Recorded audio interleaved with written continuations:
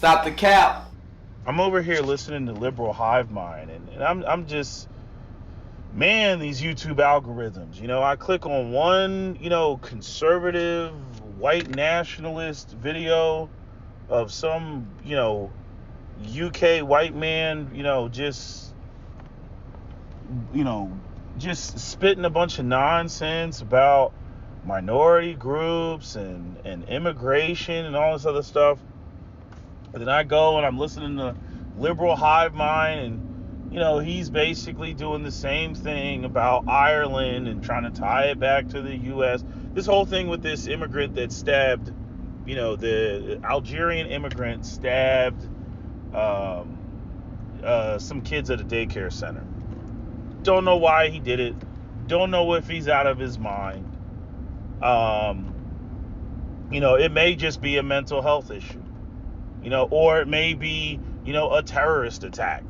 He feels some type of way about, Western powers supporting Israel or something like that. We don't have, or at least I don't have any details. I don't know what the man's motive was. But anyway, the Irish people, they lost it, went crazy, started tearing up their own city. What I found funny is they were looting a Foot Locker, and I'm like, what is an Algerian man stabbing some children have to do with looting a Foot Locker? And again, we're talking about Ireland. Pretty much, the overwhelming vast majority of people there that are out there in the streets that were protesting were white folks.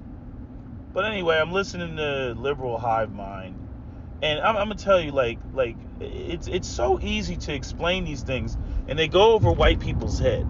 They just like the white proletariat, the working class white folks, just go over their head.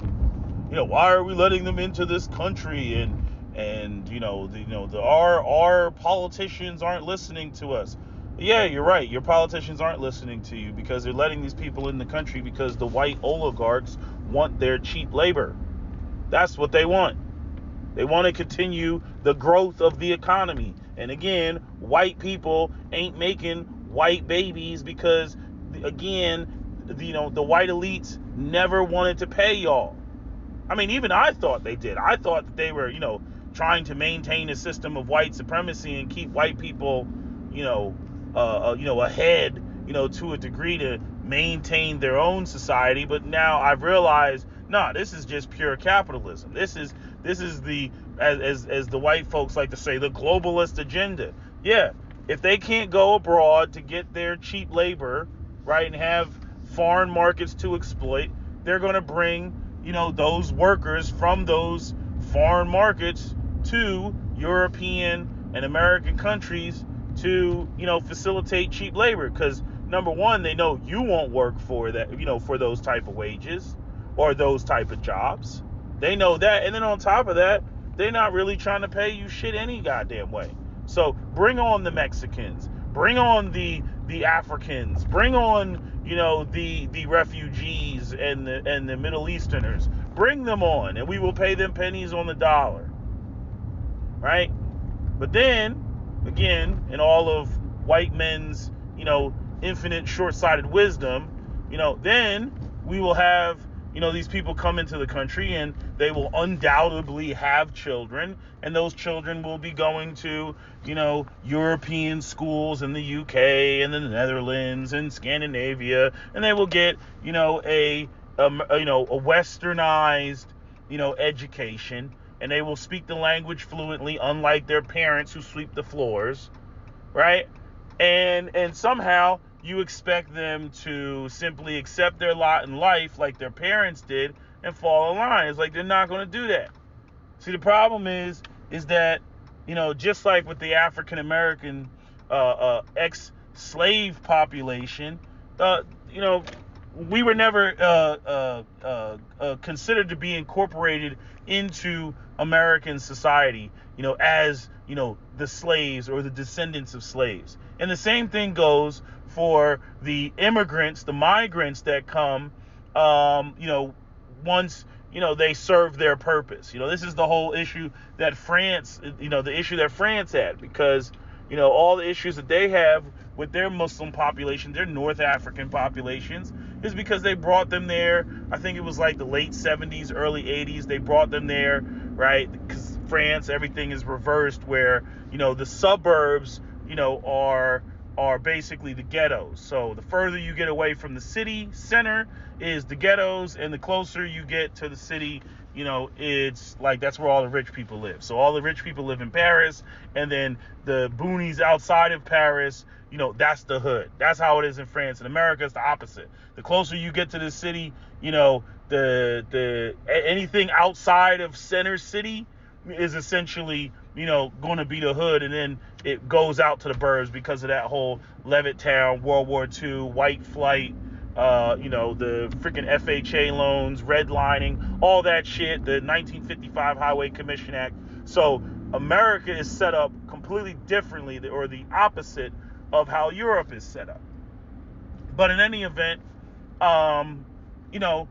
once those those jobs and everything, once all that shit was done, they were done with those people, right? And they didn't send them back. White people always like to use people, and right, like they're using people, they're exploiting people because it's cheap.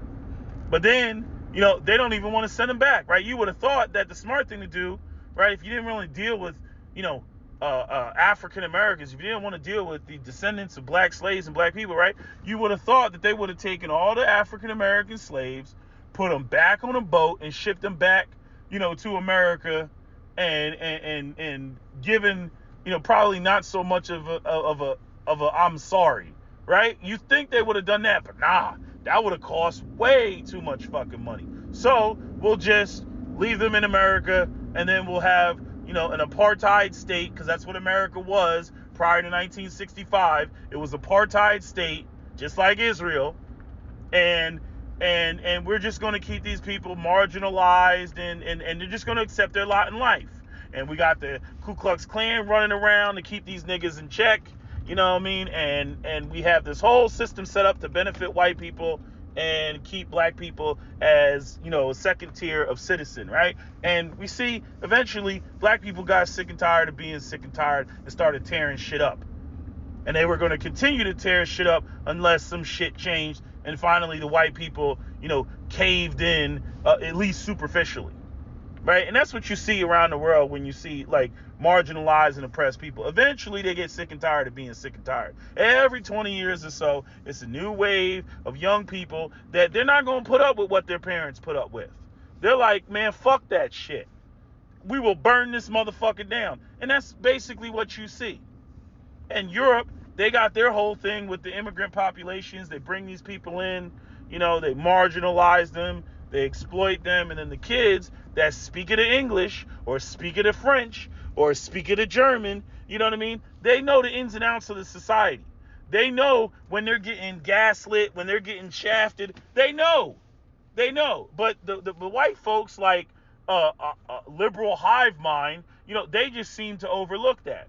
He wants to talk about, they got wars in their nations, and it's like, again, going back to Osama bin Laden's letter, I'm like, again, Western foreign policy, U.S. foreign policy, UK foreign policy. I mean, all that shit is evidence. The CIA running around assassinating leaders, the displacement or the removal of Mossadegh, and then put in a puppet like the Shah of Iran until the Ayatollah Khomeini came to power with the radicalization of Islam, right? Sorry, I was getting my food. It's just they always ignore like the things that they do that create the situation. And this is why things like CRT are important. This is why teaching actual history. I swear these people, especially these like white conservative types, all they want to believe. Come on, lady, can I get a straw? God damn it. All they want to believe is, George Washington chopped down a cherry tree. Abraham Lincoln freed the slaves. We fought we fought the British, right? And even though technically speaking, like just like what's happening in Palestine, the revolutionaries were essentially, quote unquote terrorists, right? To the British Crown they were. Right, but white folks don't never see it like that. They got to romanticize everything that they do. They're benevolent, they're bringing Christ to the world. I mean, everybody should aspire to be like white people with white culture because that's the way to be. And I mean, absolutely not. There's nothing of value when it comes to any other culture. Absolutely not. We are the best. I mean, look at us. Look at the societies that we've built. Even though we're not going to tell you that we built it through rape and pillage and plunder and exploitation of other people and their lands and their labor. Oh, we're not going to talk about all that. You know what I mean? But look what we've built. Ignore the fact that we've had essentially the whole world's resources at our disposal at everybody else's expense. Which is why when you look at planet Earth, you see Europe and North America lit up like a Christmas tree, and the whole rest of the global South is shrouded in darkness. It's like they always just like gloss over that. And that's the difference between like even what you see with this whole Israeli-Palestinian, thing. They talk about the liberals, and it's about woke this and it's woke that. And I'm not going to say that some of it isn't, it's just some people that are just like, oh my God, they're killing the babies, they're killing the children, right? And they get all like, super woke about that. That's one thing that Captain Solo pointed out to me a long time ago. He said, yeah, man, he's like, innocents, women, children. He's like, you start talking about killing children. He was like, nah, man. He's like, all bets are off, man. He's like, nah, they're not going to go for that. I mean, you will lose the moral cachet of whatever it is you're doing the minute you go in there and you just start indiscriminately, killing children. So, it's like, I see like, lesson, no, I should say lesson learned, but it just reinforces something that Captain Solo has always, said and pointed out. But like when it comes to these like average white folks, man, they're just completely ignorant of history. Like everything they talk about is like they talk about it from like some stamp, who's teaching you? Who's giving you your information? Like, is it just Fox News? Is that where you're getting your information from? Like where like you don't do any research. You don't even do a cursory like just like skim through Wikipedia, type in Israel or type in, just anything that you want about that time period, documentaries, any of that shit. Y'all motherfuckers don't look up none of that shit before you devise an opinion, right? And then on top of that, like you can't see where your hands are covered in blood, from your racial group and the things that were done. You can't see that. Sorry again, had to go back and get that straw. It's just nuts to me because now, like, I listen and I look at these white folks and I'm like, these motherfuckers are so predictable. I already know what they're going to say. You know what I mean? And only real people that you really see challenging them on that front, are black people. Even though they got some, they got new networks, and Al Jazeera will throw up some challenges, and the WEON will throw up some challenges. It's a network from India and whatnot. But I'm saying, like, the only folks that I really see challenging these folks in real time are like people like Tariq Nasheed. You know what I mean? Lets them call in. I give him props for that. They call in, they troll, and he doesn't just immediately dismiss them. He's like, go on and show your bullshit. Show how you really feel. Show your ignorance. And they come on there and they do that with their non-creative bullshit. But it's like I swear, I keep saying it. I'm like, we're dealing with some serious sociopaths. And this is why I get into black people and self-defense and the Second Amendment, because these motherfuckers are dangerous. You got to recognize that. You know what I mean? Like if they had it their way, it would be like the movie The Purge and shit like that. Okay? You're not going to be able to. Oh, it's so good. I don't want to eat in front of y'all, but I'm saying you're not going to be able to reason with them. It's not about reasoning. It's like that white supremacist book. I forget what the book was called, but the one where, it like called for like a race war, and then they went off and they were like purging all the minorities and stuff like that. I don't know if you've heard the book, but it was like, if you ever watch any of the documentaries about like Timothy McVeigh and all these individuals that really spawned from the soldiers that came back from Vietnam, and they were young men that were shit on, and they hated the government. And then them in conjunction with white supremacist groups, they kind of formed Voltron, and then they started having all these anti-government militias and all that other stuff, right? So Oath Keepers, 3%ers, all that sort of stuff. And then all the the Michigan militia, the guys that try to abduct the governor of Michigan, that sort of stuff. You see? And I'm saying a lot of these folks, they have the mentality of what you're hearing with liberal Hivemind. And the more extreme version of that will be somebody like Richard Spencer, where you get into the Patriot Front and the white nationalist groups and all that other stuff. You get into those categories. You see? But all of it is connected. It's all connected. At the end of the day, what it ultimately comes down to is white men, they feel attacked, right? Because white people are calling out the system that they've created, right? And the problems that it's created. Just like what you see with Israel. You know what I mean? Fucking white people in Europe just deciding, whose lands are going to go to who thousands of miles away. Like, how are you going to divvy up somebody else's land on the other side of the fucking planet? People already living there. They don't give a fuck. Hey, I'm white because I said so. And because I said so. That's how it works here. And then now, 75 years later, you got to deal with all this bullshit. I mean, the laziest motherfuckers. I mean, they're like a kid that plays with toys and leaves them all on the floor and messes the room up and then doesn't, want to clean it up. That's white folks. Shit is crazy. But now, and just like I said in the previous video, you talk about the economic component of the fact that the white oligarch don't want to pay anybody, regardless of fucking race. And these white people, they want to go into, liberal hive mind. They want to go, it's culture and values and Christianity, all these conservative fucking talking points.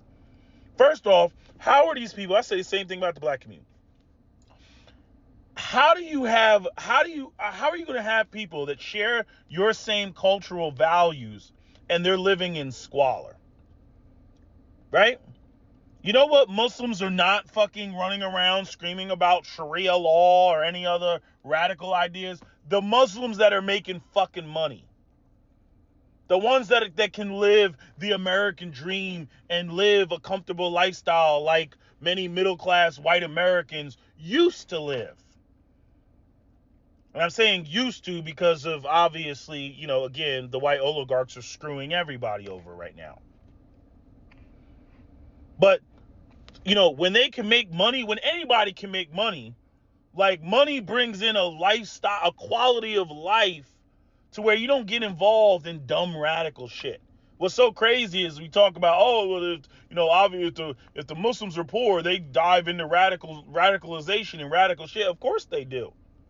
But notice when the white boys are poor, they also dive into radicalization and radical shit and go out here and subscribe to, freaking Patriot Front and all these other white supremacist groups looking for a positive male identity because they can't get it from the fucking workplace. They can't get it from having that positive white male identity of being able to go out there and hell, what used to be the butt of all jokes, be that Homer Simpson, Simpson and be that Al Bundy and be the sole provider for a family with a stay-at-home wife. They can't be that anymore. And that's fucking with them. And so now, you know what I mean? For those that especially don't have any fucking skills, where in the past, you could be a white boy with no fucking skills and you could still, make a phone call, know somebody, get in the plant, go work at General Motors, work there for 30 years, get your full medical and dental pension, retire, and go fucking fishing with your fucking grandson. You could do that. Now they can't do that. So now, it's everybody else's fault. Now, it's not because the white oligarchs and the corporations don't want to pay them. No. No, it's because the fucking blacks are breathing up all the white man's air. It's because the fucking Indian curry is too spicy. It's because the Muslims, the shisha, is smogging up the air. That's the reason why I'm an angry white man. It's because of all these others. Because I don't feel like I'm on top anymore. I don't feel like other people are groveling at my feet. I want to go back to, the 1940s where people had to grovel at my feet. I mean, this is what they're on. Fucking sociopaths. So, like I said, black people, I'm talking to you. You know what I mean? Don't be out here lacking. You know what I'm saying? Do what you do. Go about your day. You know what I'm saying? Try to better yourself financially and all that other stuff. We should be working together, yada, yada, yada. All that. Because we don't have no friends out here.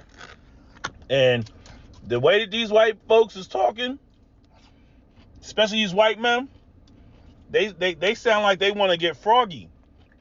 So, I'm just telling y'all, stay blickied up, stay vigilant, stay prepared, because, you know what I mean? They're out here feeling some type of way. So, that's all I got to say. That's my video. SWP out. Don't forget to comment, share, like, and subscribe.